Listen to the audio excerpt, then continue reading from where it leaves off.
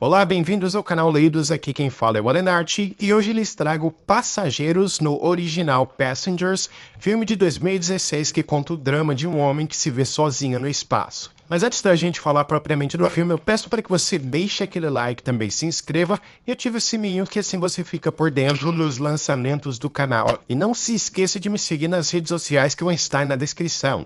Recado dado, vamos pro vídeo. A nave Avalon está numa longa jornada até o planeta Homestead 2. A viagem durará 120 anos, e dentro da nave tem 5.000 passageiros, além de mais 258 tripulantes que fazem parte da equipe encarregada do trabalho dentro da nave. Ou seja, fazem parte destes 258 o capitão, a equipe de limpeza, enfim, os funcionários que irão trabalhar para o bom funcionamento na Avalon. Quanto aos 5.000 passageiros, estas são pessoas que buscam ser os colonizadores desse novo planeta.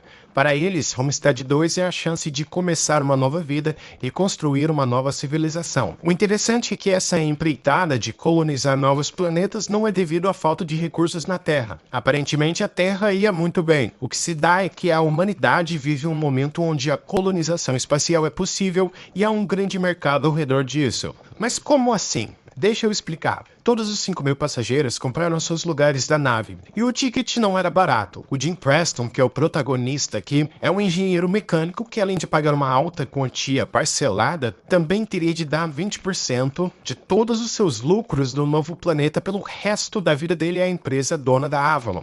Isso ainda porque ele comprou o equivalente da classe animal dentro da nave, isto é, o Jim não foi de primeira classe. Dado esse contexto inicial, podemos começar a entrar na problemática do filme. Após 30 anos de viagem, a nave passa por um problema. Uma chuva de asteroides provoca danos à Avalon, o que é bastante estranho, pois teoricamente ela deveria ser invulnerável a esse tipo de coisa. É aí que Jim Preston, por um defeito na sua cápsula de hibernação, acorda 90 anos antes do planejado.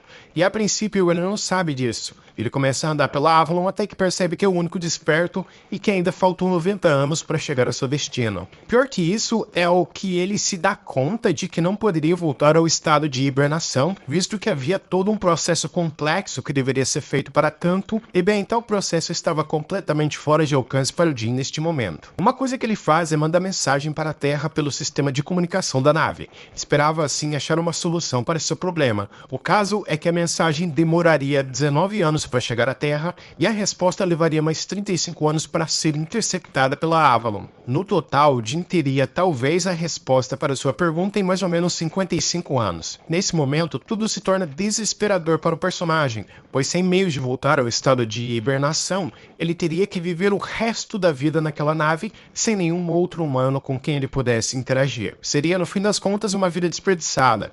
Ele não conheceria Homestead 2 e viveria para sempre sozinho. Bom, não exatamente sozinho, porque dentro da Avalon havia um androide chamado Tommy. Apesar de possuir um robusto sistema de inteligência artificial, o androide claramente não poderia substituir a companhia humana. Passa-se um ano. Nesse meio tempo, Jim procura achar meios de consertar a cápsula de hibernação dele. Além disso, ele tenta se divertir com o que a Avalon tinha a oferecer. Mas no final das contas, após tanto tempo sozinho, sem outros humanos para socializar, ele cai num estado de depressão e niilismo profundo. Inclusive ao ponto de cogitar se jogar no vazio do espaço sem um traje especial. O cara, pelo visto, tem a genética dos deuses também, né? Porque após um ano vivendo de forma totalmente largada, ainda assim ele tá com um shape foda. Jim desiste de dar fim à própria vida no último momento e pouco depois ele dá de cara com algo que mudaria sua vida para sempre. Como já dito, no total havia 5.000 passageiros dentro da nave, todos em suas cápsulas de hibernação. Dentre eles, uma se destacava para Jim.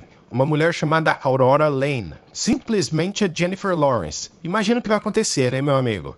O protagonista começa a pesquisar sobre ela nos arquivos da nave e se apaixona por ela, até que ele cogita algo, tirá-la do casulo de hibernação e fazer parecer que foi um acidente, como aconteceu com ele, para os dois viverem uma linda história de amor. Jim fica nesse debate interno sobre se deve ou não acordá-la. Ele conta ao Tommy seu plano, mas o androide não oferece nenhum tipo de solução para o problema. Até que, por fim, sozinho há mais de um ano, ele cede e tira a Aurora do estado de hibernação. É uma decisão complicada porque isso significa o fim da vida e dos sonhos que aquela mulher planejou para si. Por outro lado, o cara estava completamente sozinho e desesperado, sem nenhuma perspectiva. E cara, é a Jennifer Lawrence, sem mais palavras. Ao acordá-la, Jean, claro, faz parecer que ela despertou por uma pane do sistema, assim como aconteceu com ele. A princípio, a Aurora, assim como Jean antes, não se conforma com a situação. Ela tenta achar meios de fazer a cápsula funcionar. Só que conforme o tempo passa, eles vão se conhecendo melhor, o Jean manda suas cantadas, e aí, você vem sempre aqui, aquela coisa, né?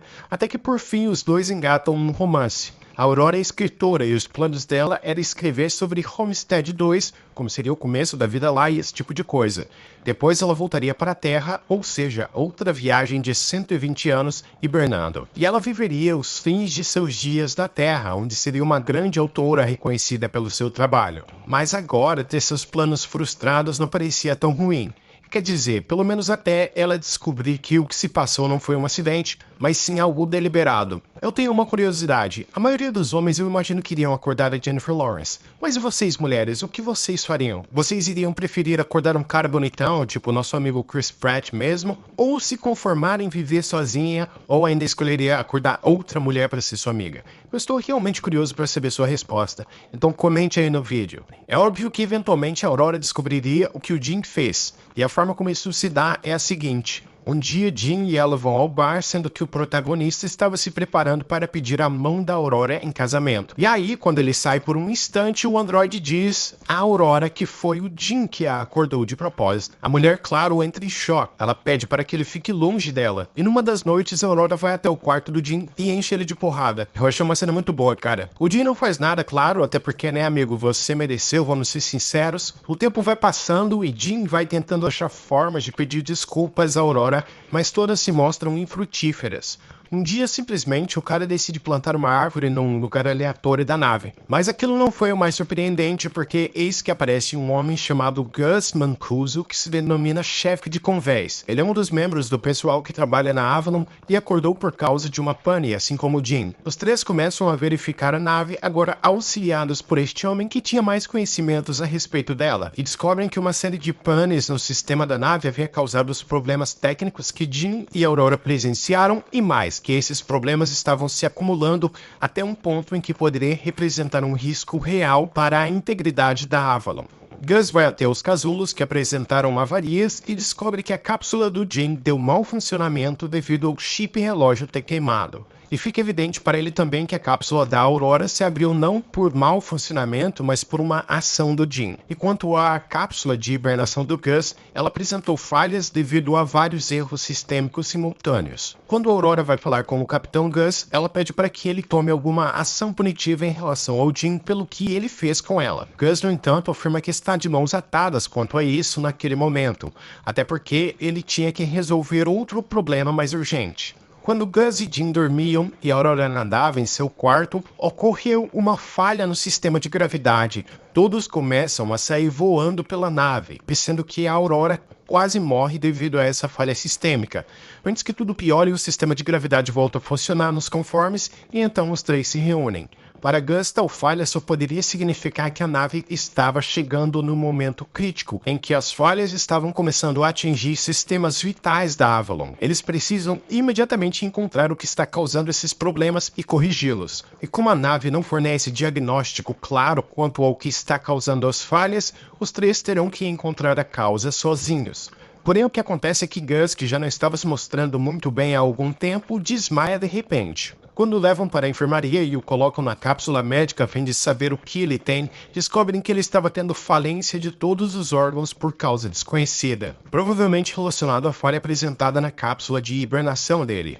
Gus só tem mais algumas horas de vida e sem a ajuda dele, Jean e Aurora terão que trabalhar juntos para solucionar o problema da nave. Eles pegam a pulseira de autorização do Gus, que serviria para entrar em áreas antes inacessíveis, e começam a procurar pelo problema. Após algum tempo, ambos encontram o causador de toda essa confusão na sala do reator. Os asteroides que se chocaram contra a nave 2 anos atrás causaram danos em partes vitais da Avalon, incluindo o computador de controle do reator. Havia peças para reposição que o Jean tratou de trocar. Para tanto, ele precisaria tirar o módulo que desligaria o computador da nave. Depois, iria colocar um novo no lugar e religaria o sistema.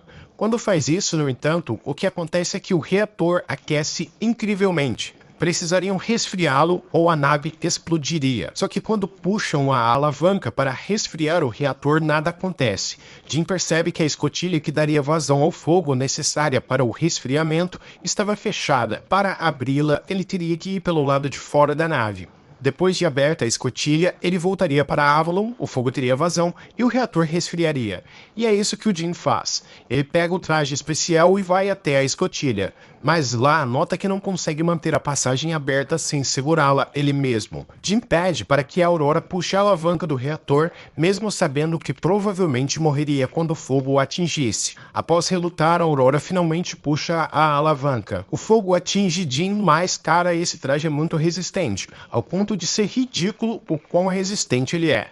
O bastante para suportar essa temperatura agressiva. O poder do fogo joga Jim para longe no espaço até que o cabo que o segurava se rompe, deixando-o à deriva no vácuo. Mas a Aurora, percebendo que o seu amado ainda estava vivo, põe o traje especial e vai resgatá-lo. O resgate é um sucesso, mas o filme quis ter um draminha no final e faz parecer que Jim morrerá. A Aurora o leva à ala médica para tratar dele, fazendo com que assim ele viva. Os dois ficam juntos novamente. Jim descobre que com a pulseira do Gus ele conseguia ter acesso à opção de hibernação na cápsula que havia na enfermaria. Ele diz a Aurora que ela poderia usar a cápsula e hibernar nela até que a viagem terminasse. Porém, como aquela era a única cápsula, se ela escolhesse essa alternativa, nunca mais veria o Jim. Ele estava dando de volta a opção que tirou dela. A Aurora escolhe ficar com o Jim, e os dois passam a vida juntos, se casam, etc. 88 anos depois, a tripulação da Avalon acorda do estado de hibernação, e eles descobrem a nave cheia de árvores plantadas pelo casal. Eu vou dizer, eu achei o filme bem mais interessante no seu arco inicial, no dilema de se estar sozinho e até na relação que foi se construindo entre a Aurora e o Jim. Mas do meio pro final, que começam a ter que resolver os problemas da nave, comecei a achar tudo bem chato. No final das contas, parece que o roteirista tinha um conceito interessante. Como seria um filme de náufrago?